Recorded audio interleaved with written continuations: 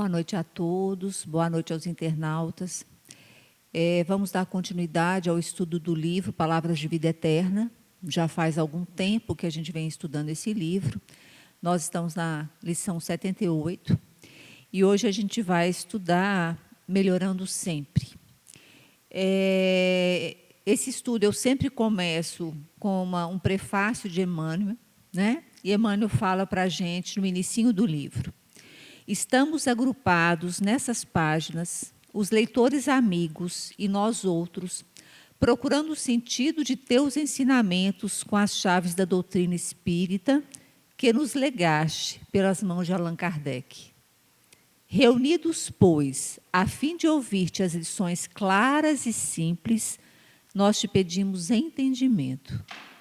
E lembrando-te a presença no monte, à frente da turba sequiosa de consolo e esperança, nós te suplicamos ainda inspiração e bênção, para que te possamos compreender e aproveitar o exemplo de amor e a mensagem de luz.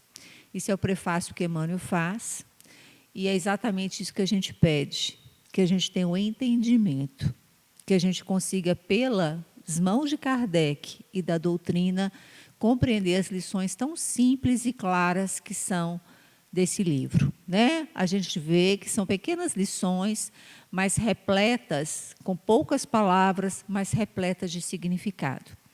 A mensagem de hoje, como sempre, é uma mensagem pequena, mas que a gente consegue tirar dela grandes aprendizados. Ela começa com uma citação de Paulo em Coríntios, que fala: estamos orando a Deus para que não façais mal algum, não para que simplesmente pareçamos aprovados, mas para que façais o bem. Paulo, em Coríntios 13, versículo 7. É exatamente isso que a gente vai trabalhar no texto. Ele chama Melhorando Sempre. E ele fala que não é só não fazer o mal, é tentar fazer o bem. E aí ele vai discorrer ao longo do texto, que é bem pequenininho, ele vai falar que a gente tem sempre uma justificativa. A gente está sempre justificando não fazer as coisas por as nossas limitações. E aí ele dá um puxão de orelha em nós, falando claramente, de forma extremamente simples, como é melhorar sempre, fazer o bem do jeito que a gente der conta, do jeito que é possível dentro das nossas limitações. Então o texto é: evidentemente, não podes garantir a felicidade do mundo em que se encontra, de maneira constante sob o impacto das lutas evolutivas que lhe orientam a marcha. No entanto, ninguém está impedido de cultivar o trato de terra em que vive, amparando uma árvore amiga ou alentando uma flor. Certo, não podes curar as chamadas chagas sociais, indesejáveis, mas compreensíveis numa coletividade de espíritos imperfeitos, quais somos ainda todos nós, em regime de correção e aperfeiçoamento. Contudo, ninguém está impossibilitado de proceder honestamente e apoiar os semelhantes com a força moral do bom exemplo. Sem dúvida, não pode socorrer a todos os enfermos que choram na terra.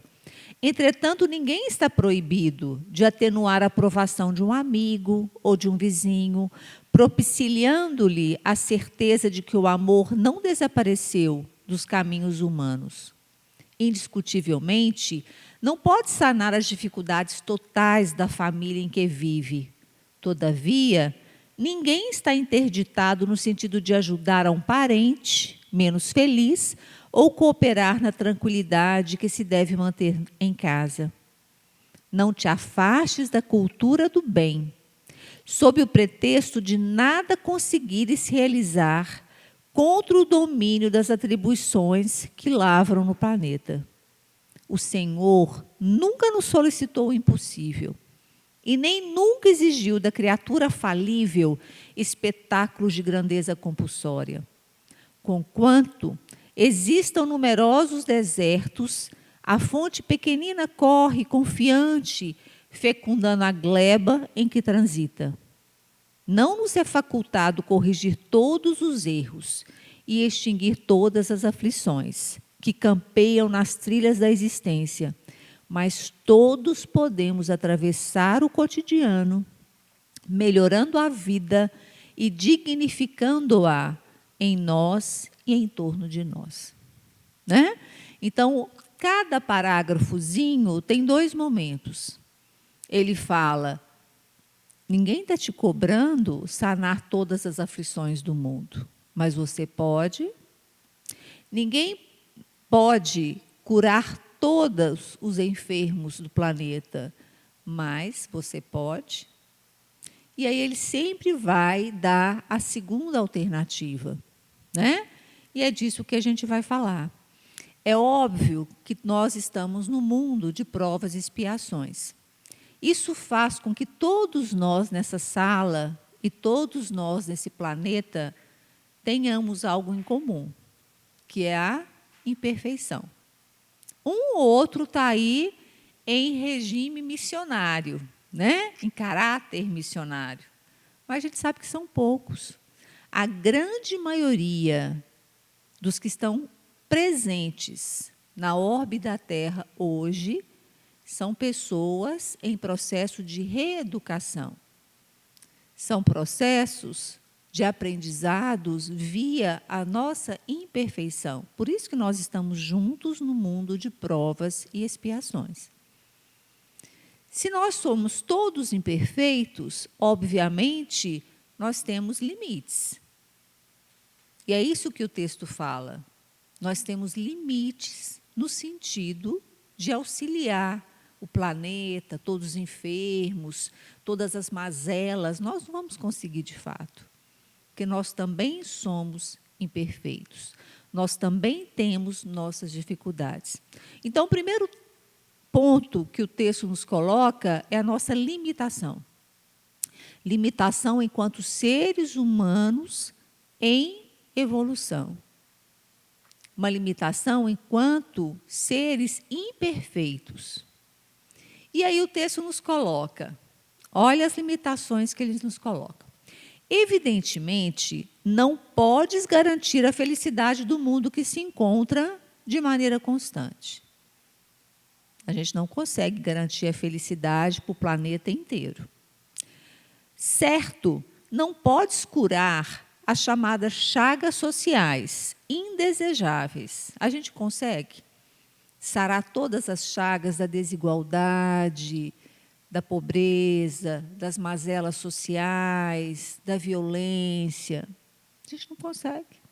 E aí ele coloca, não podes curar as chamadas chagas sociais indesejáveis, mas compreensíveis numa coletividade de imperfeitos. Se nós somos imperfeitos, se cada um de nós é imperfeito, o conjunto de nós, que é a sociedade, vai ser um conjunto também imperfeito, com muitas chagas sociais. Sem dúvida, não pode socorrer a todos os enfermos que choram na terra. Indiscutivelmente, não pode sanar as dificuldades totais da família em que nascestes. O texto começa lá no planeta e chega lá na nossa família. Por mais que a gente ame os entes da nossa casa, da nossa família, a gente consegue curar as chagas dessa família, todos os problemas dessa família? Não, porque é um conjuntinho de pessoas imperfeitas. E a sociedade é um conjunto enorme de pessoas imperfeitas. Então, o primeiro ponto que o texto nos coloca é que nós temos limitações. Ele coloca a primeira coisa, a primeira parte de cada parágrafo, ele mostra as nossas limitações. E esses limites, eles acabam trazendo para a gente uma sensação de impotência, de fracasso.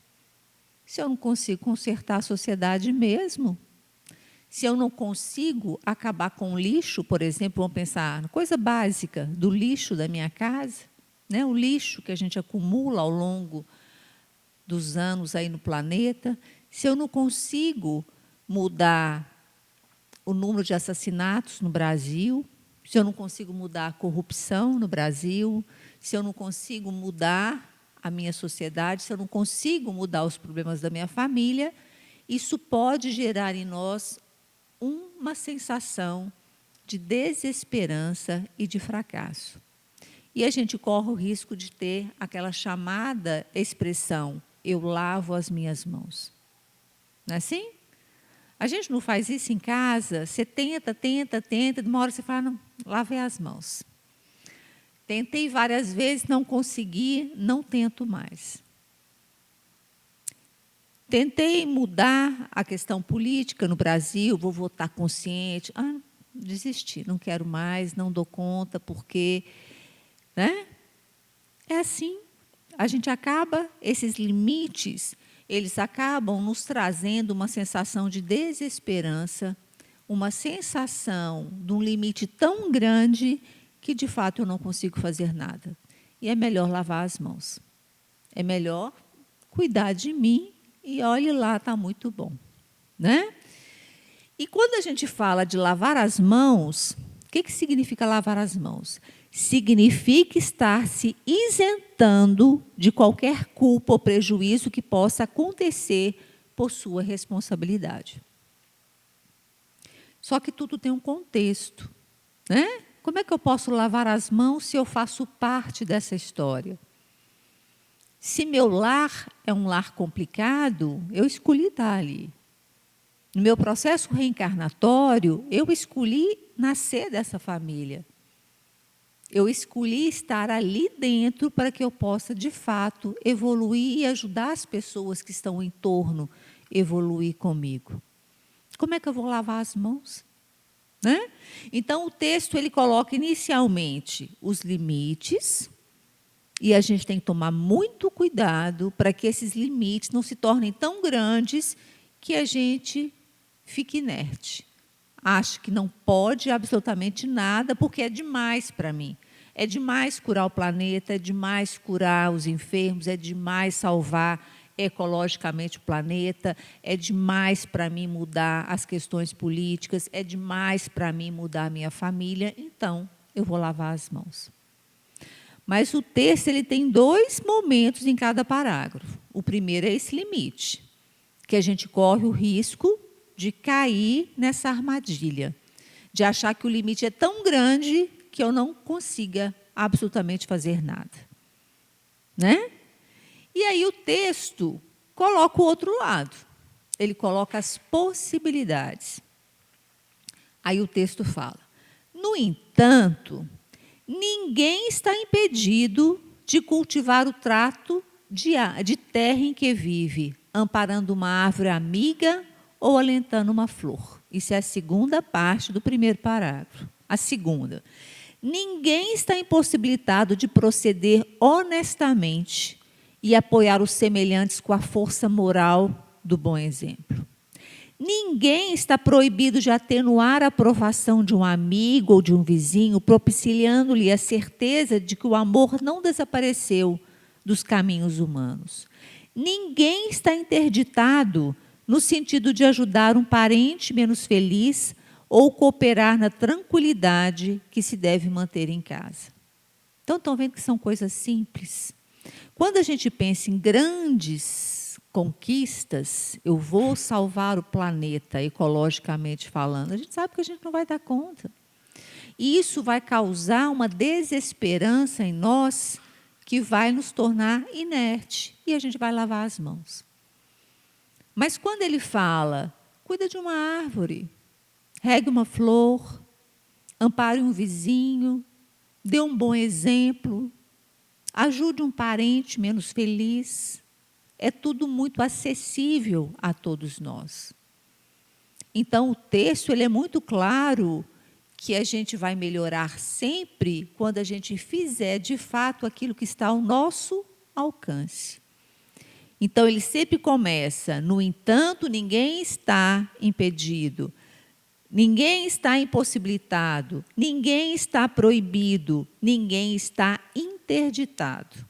Então, ele usa a palavra impedido, impossibilitado proibido e interditado.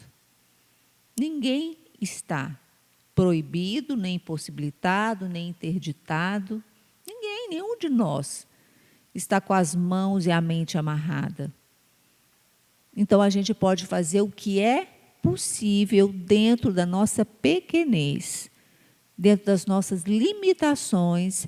Me é possível fazer muito, pelo meu exemplo, pelo afeto que eu dou para um vizinho, pelo cuidado que eu tenho com uma flor, pelo cuidado que eu tenho com o lixo na minha casa, pela seriedade que eu levo à política e voto coerentemente, pelo trabalho que eu faço numa casa espírita, pela busca do conhecimento que eu faço assistindo uma palestra, lendo um bom livro.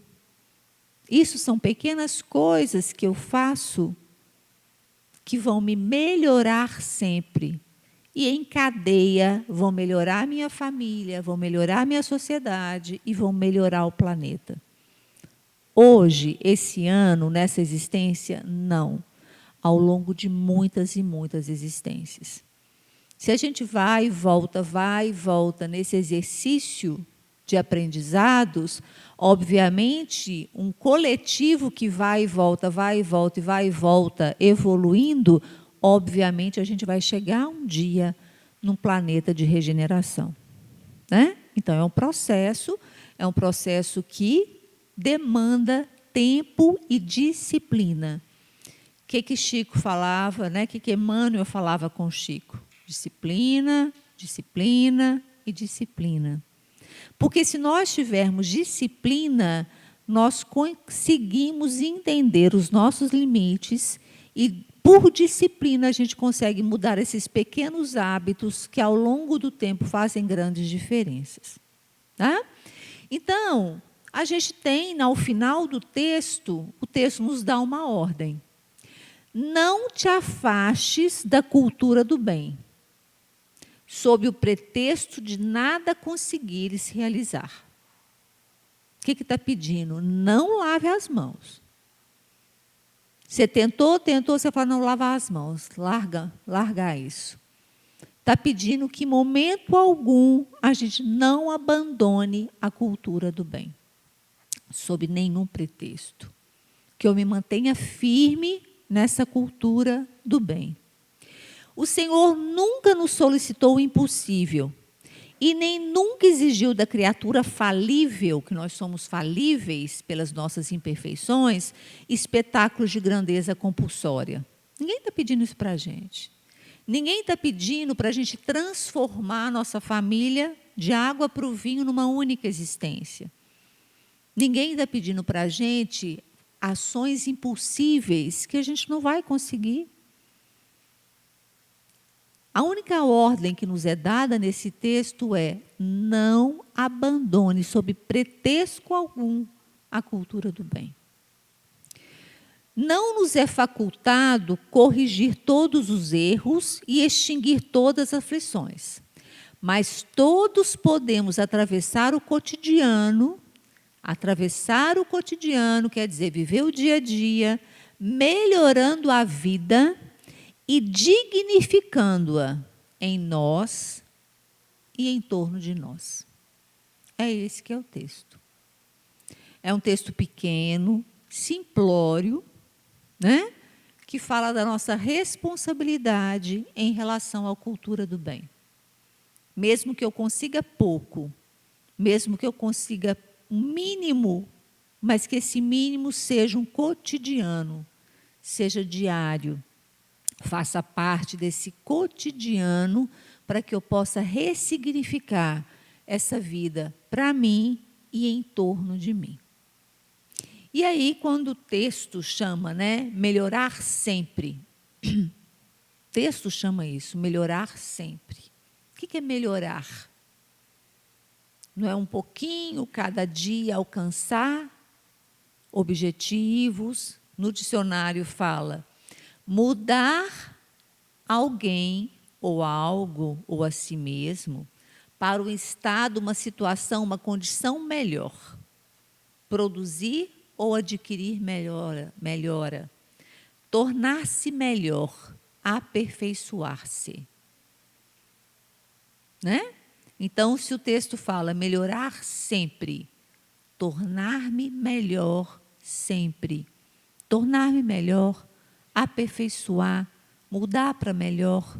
Isso significa o que a doutrina tanto fala, que é o quê? A tal de transformação íntima, reforma íntima, mudança de hábitos, mudança de vícios, buscar virtudes, conquistar virtudes através de hábitos saudáveis. É fácil? Não é fácil. Hábito a gente adquire através do treino. Para que a gente seja bom, a gente tem que treinar. Então, a gente está vendo aí as Olimpíadas que vai acontecer agora, né? Apesar da pandemia. O que a gente está vendo esses atletas? Eles treinam 8 horas por dia. Eles treinam diariamente para conseguir uma performance boa, ótima, quase que perfeita, não é? Eles conseguiram isso por quê? Porque eles têm uma aptidão física também, mas 90% do sucesso chama treino. E hoje a neurociência já explica claramente para a gente que o nosso cérebro ele pode ter facilidade para algumas coisas, mas o que nos torna bom em qualquer coisa que você queira é treinar. Quer tocar violão bem? Tá, você pode até ter aptidão, vai te facilitar. Mas você quer ser bom? Treine. Você quer ser um bom jogador de qualquer coisa? Treine. Você quer saber muito uma outra língua? Treine. Você quer ser um bom cristão? Treine. Treine as virtudes. Tente se controlar, orar e vigiar o tempo todo. O que eu estou fazendo de errado? Por que eu magoei fulano? Eu não deveria ter falado daquela forma, eu fui hostil. Parar, refletir, falar, amanhã eu vou pedir desculpas e vou tentar melhorar. Treino, é treino.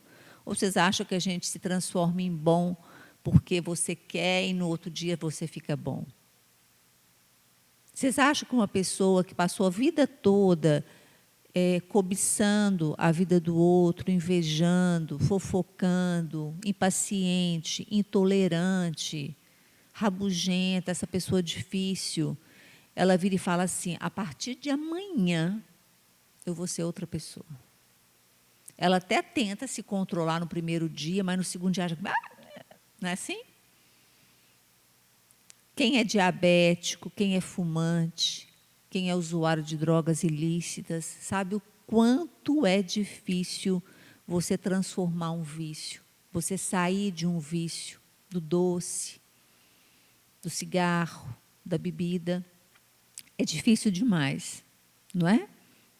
São pessoas que precisam de ajuda para sair desse vício. É a mesma coisa o vício da fofoca, o vício da impaciência, da intolerância,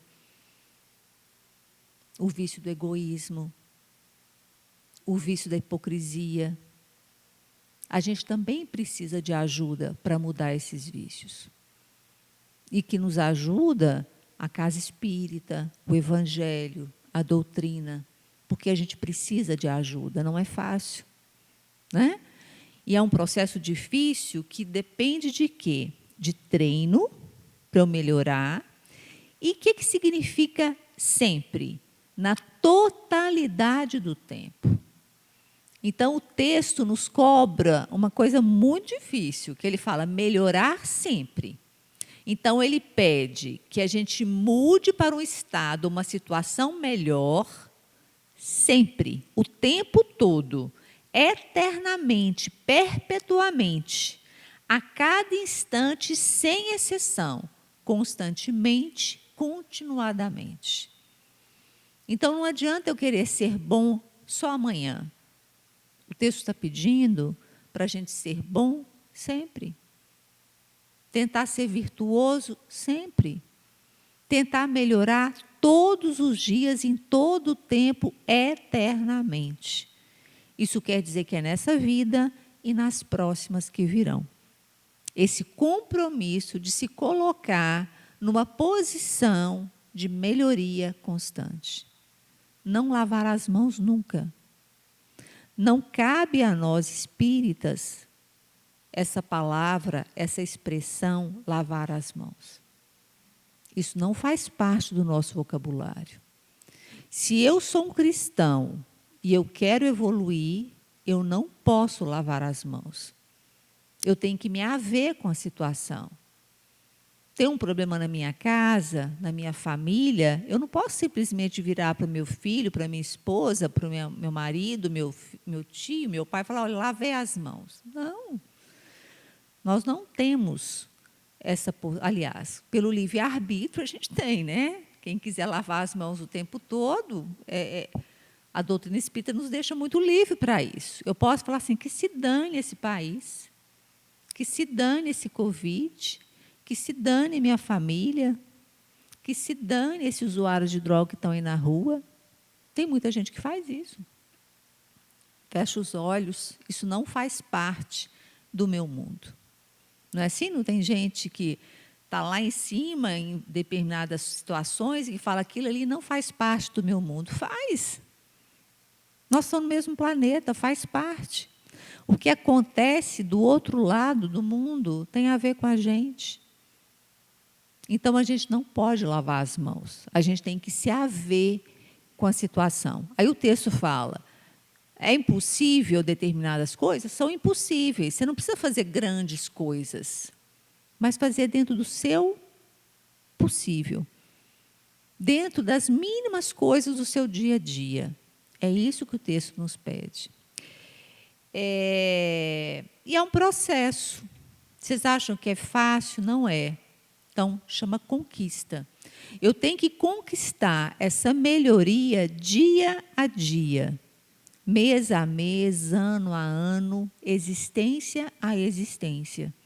Isso é um processo que leva muitas e muitas reencarnações.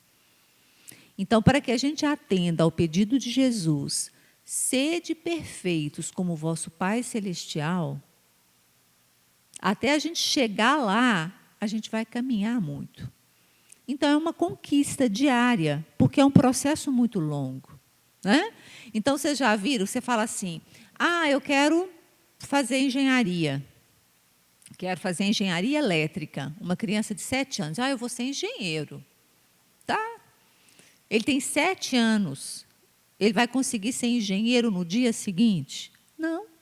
Ele vai ter que fazer o fundamental, o médio, faz o terceiro, faz o Enem, vai para a faculdade. É um processo longo, não é? Até que ele consiga ser um engenheiro. É a mesma coisa. Eu quero ser bom? Quero. Só que vai levar uma vida, 2 vidas, 20 vidas, 100 vidas.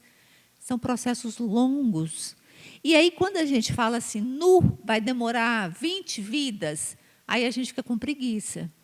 Fala assim, vai demorar demais, eu vou desistir. Né? Você pode falar com uma pessoa, nossa, você vai fazer medicina? São 6 anos, mais 4 de residência, mais 4 de onco, você vai ser... São 11 anos de escola, você vai topar?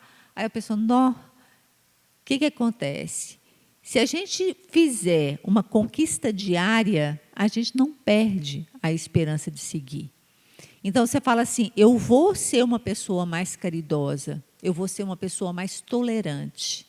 Mas tem que começar devagarinho, você dá um tropeço ali, fica impaciente, mas você fala, opa, só de você ter consciência que você ficou impaciente, já é meio caminho andado. Antes você ficava impaciente o dia todo. Daqui a uma semana, fica só um pouquinho, dá um tempo, menos e menos, até que você aprende, por hábito, a ter paciência. Então, são processos longos, são processos contínuos. Por isso que o texto fala sempre, diariamente, tentar melhorar sempre, o tempo todo, porque é um processo que demanda tempo. E o acalento que a gente tem da doutrina espírita é saber que nós temos muitas e muitas e muitas existências para que esse processo aconteça. Só que isso não quer dizer que a gente tenha que esperar. Quanto mais a gente conquistar nessa, mais fáceis serão as próximas reencarnações. Quanto menos a gente errar nessa, menos dívidas a gente leva para as vidas posteriores. Então, a gente tem que ter a crítica, o orar e vigiar o tempo todo. Será que meu comportamento está adequado com o propósito de ser cristão? Será que eu falei de forma adequada? Será que eu tomei a decisão certa? Né? A partir do momento que a gente faz essa autocrítica, a gente consegue, sim, melhorar gradativamente, lentamente, mas a gente consegue caminhar. E aí, se é conquista, eu vou ter que obter alguma coisa, que é essa perfeição relativa. E é um processo. O que é processo? É um método. Como que eu vou fazer isso? Como que eu vou conseguir atingir essa perfeição, caminhar, avançar? Então, a gente tem um sistema, uma maneira, um modo, uma técnica para que a gente possa fazer isso, né? Então, se métodos para nós, se a gente pensa na reforma íntima, eu tenho que pensar em maneiras, métodos, técnicas de avançar no sentido evolutivo, que é exatamente a minha maneira de pensar e agir. Faltou uma, né? Maneira de pensar, de falar e de agir. É isso que define o ser humano, o que eu penso, o que eu falo e como eu ajo. Então, se eu quero melhorar e avançar, eu tenho que arrumar métodos e técnicas para que eu possa pensar bem, falar bem e agir bem. Não é falar bem, ter oratória, é falar do bem, para o bem, agir bem e ter pensamentos bons. Nós sabemos da influência dos obsessores. E os obsessores iniciam a sua puxada de energia e nos influenciar quando a gente baixa a nossa sintonia.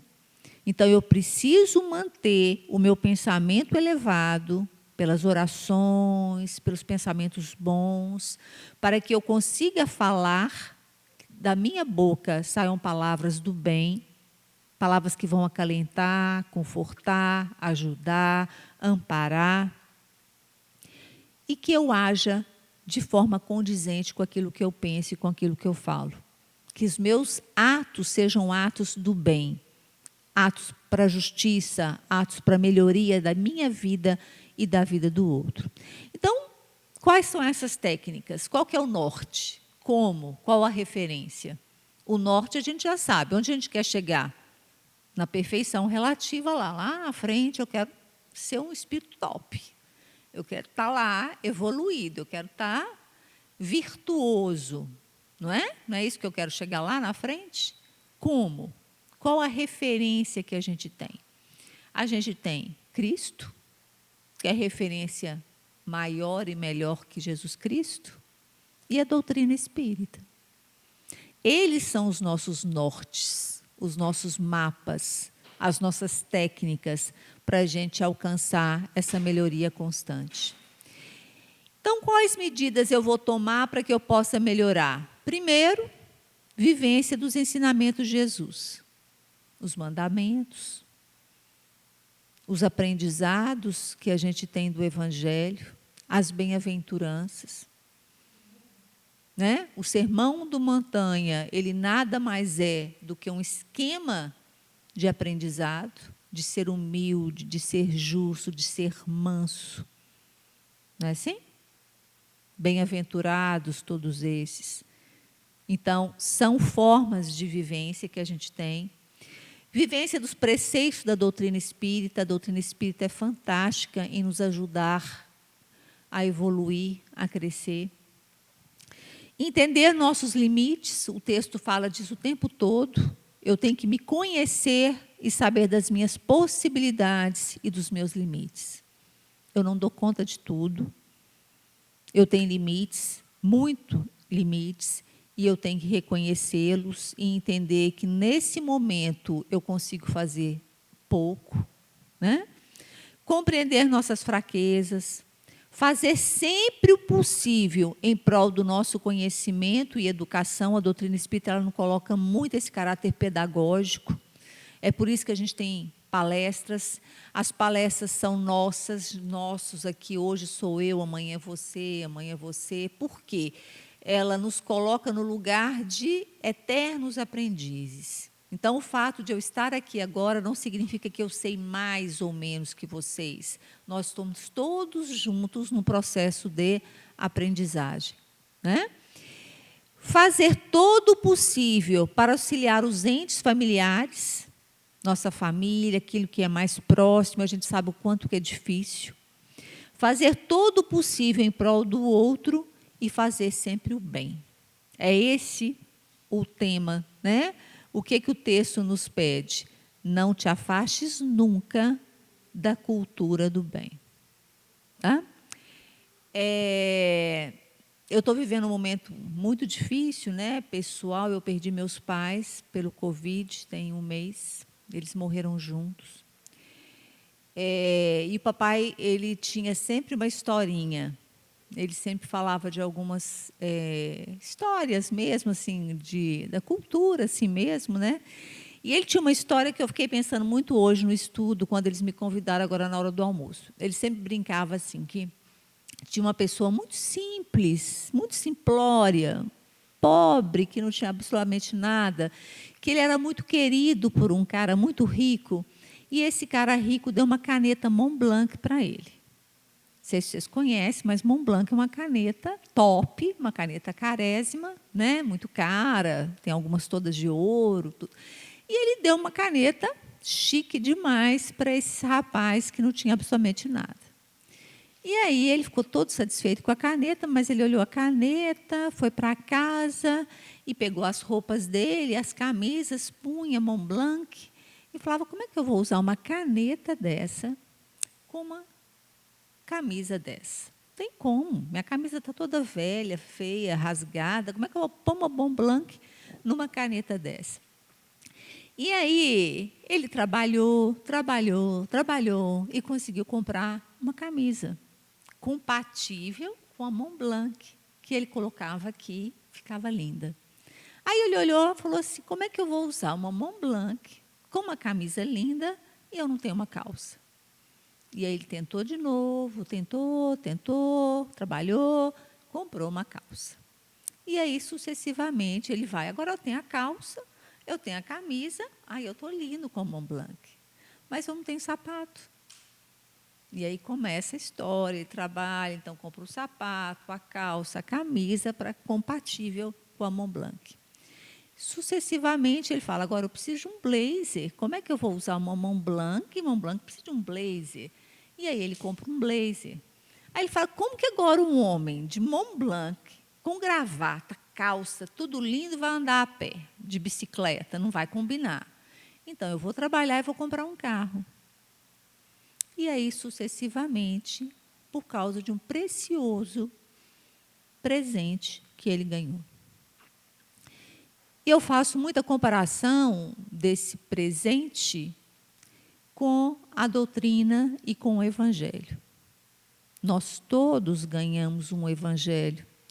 Nós todos ganhamos a preciosidade dos ensinamentos de Jesus e da doutrina espírita. Pensa que luxo, né? Que Montblanc é essa, luxuosa, né? Combina a gente ter a consciência do Evangelho e da doutrina e combina a gente fazer pirraça e falar, por que comigo? Nossa, mas por que levou meu pai e minha mãe junto? Né? Por que eu perdi os dois? Por que mais de 400 mil pessoas no Brasil se foram? Né? Por que eu estou falando desse exemplo? Porque, assim, a gente tem uma luxuosidade de presente e a gente ainda é mesquinho. Combina ser mesquinho com um presente desse?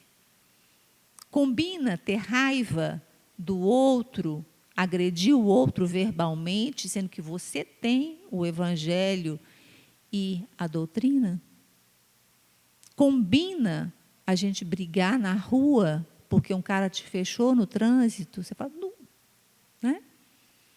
Haroldo conta isso. Haroldo fala que, apesar dele saber tudo da doutrina, tudo do evangelho, um dia ele estava bravo demais, um cara fechou ele no trânsito, ele xingou, e o filho dele: pai, se alguém te ouve fazendo isso, você que faz tanta palestra, né?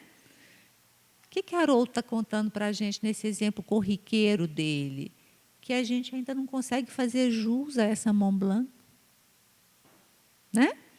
Quanto tempo que esse cara simples conseguiu se melhorar, né, na roupagem para merecer essa Mont Blanc? Ó, quanto tempo que a gente vai viver para merecer esse ensinamento de Jesus e da doutrina? Muitas e muitas existências, muitas. Mas o que o texto nos fala? Tem que ser diário. A gente tem que fazer jus a esse presente diariamente. É comprar camisa nova, é comprar gravata nova, é comprar calça nova. Isso significa o quê? É ser menos ranzinza, é ser mais fraterno, é ser mais acolhedor, é cultivar uma planta, é limpar a sua casa, é tirar o lixo, selecionar o lixo, para você pensar no planeta. É esse dia a dia que vai fazer com que a gente seja merecedor desse presente. Né? E foi isso que eu recebi agora nesse mês. Né? Muitas mensagens, pessoal me acolhendo, ligava, um amigo meu ligou do Canadá: Gisele, como é que você está? Eu estou aqui.